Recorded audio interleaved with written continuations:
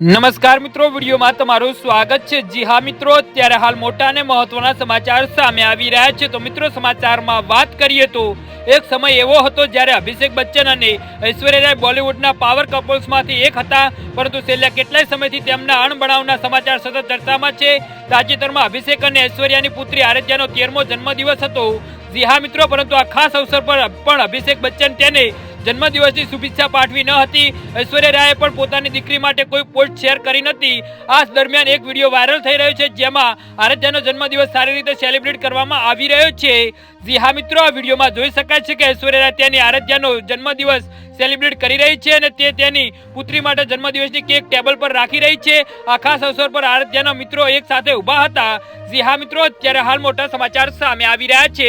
અભિષેક બચ્ચન તેની પાછળ ઊભેલો જોવા મળ્યો હતો, પરંતુ દાદી જયાબેન થોડે દૂર જોવા મળ્યા હતા। આ વિડીયો સોશિયલ મીડિયા પર સામે આવતાની સાથે જ ફ્રેન્ડ્સની કોમેન્ટોનો પૂર આવ્યો અને સવાલો ઉઠવા માંડ્યા હતા। જી હા મિત્રો, તો આના વિશે તમારું શું કહેવું છે તો નીચે મારી કોમેન્ટ બોક્સમાં જરૂરથી જણાવજો અને મારી યુટ્યુબ ચેનલને સબસ્ક્રાઇબ કરવાની ભૂલતા નહીં। વિડીયો પૂરો જોવા